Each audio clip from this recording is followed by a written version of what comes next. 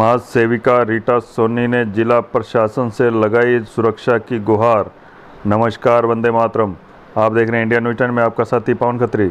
खबर हनुमानगढ़ से है कि आपको बता दें कि जंक्शन स्थित बैजनाथ सागरमल बिहानी ट्रस्ट की जगह का विवाद फिर से सुर्खियों में। समाज सेविका रीटा सोनी ने मीडिया को जानकारी देते हुए बताया कि ट्रस्ट की जगह पर धर्मशाला बनवाने का हर संभव प्रयास कर रही है और उन्होंने बताया कि इस दौरान ट्रस्ट का मामला हाई कोर्ट में चल रहा है और उन्होंने बताया कि जिसकी पेशी के लिए मुझे हाई कोर्ट 15 अक्टूबर को जाना है और उन्होंने बताया कि मुझे ट्रस्टी व अन्य भूमाफियों से जान माल का खतरा है, जिसको लेकर जिला पुलिस अधीक्षक अरशद अली को ज्ञापन सौंपा और अपने सहयोगियों की सुरक्षा की गुहार लगाई। हाँ जी, मेरी जान माल की सुरक्षा के लिए एप्लीकेशन दी है।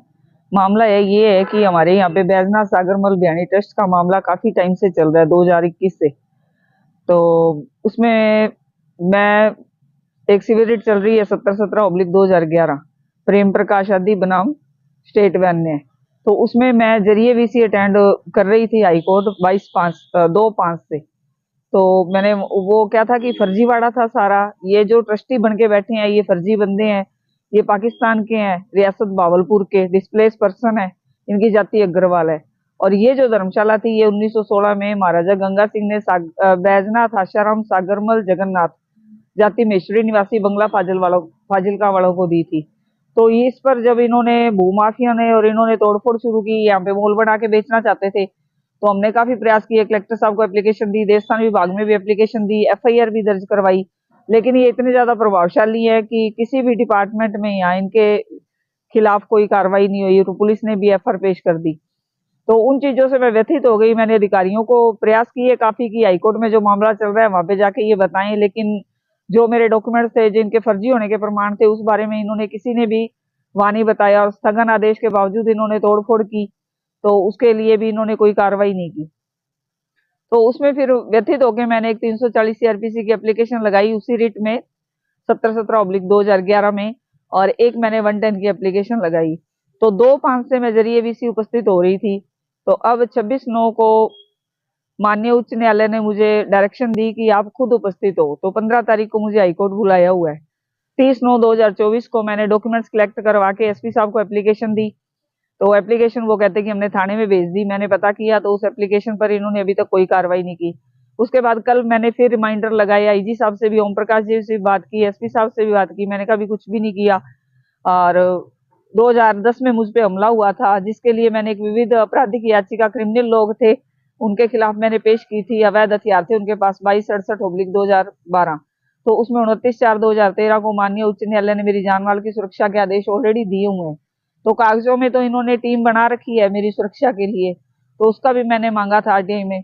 तो अब क्या है कि ये जैसे मैंने 15 तारीख को जाना है, तो जो मेरा सहयोग कर रहे हैं और जैसे मैंने जाना है, तो मुझे पूर्ण अंदेशा है कि ये जो लोग हैं, अरविंद बियानी, आलोक बियानी, प्रेम प्रकाश बियानी, प्रकाश चंद बियानी, भानु प्रकाश बियानी और गुरदीप शाह पीणी, जो हरदीप शाह पीणी, पूर्व एमएलए गुरदीप शाह पीणी, हरदीप शाह पीणी, जो इस जगह को अपने खुद का बताते हैं कि हमने ये जगह खरीद ली, हमने दुकानें खाली करवा ली, हमने ये कर लिया। मेरे पास प्रलोभन भी भेजे हैं इन्होंने, लेकिन मैं इनके किसी प्रलोभन में आने वाली नहीं हूँ। तो अब मुझे पूरा अंदेशा है, क्योंकि इन्होंने पहले अनिल गक्खड़ था जो अल्पना रेस्टोरेंट वाला मालिक था, उसको अफीम के झूठे मुकदमे में फंसाया था, उसके मैंने डॉक्यूमेंट्स निकलवाए।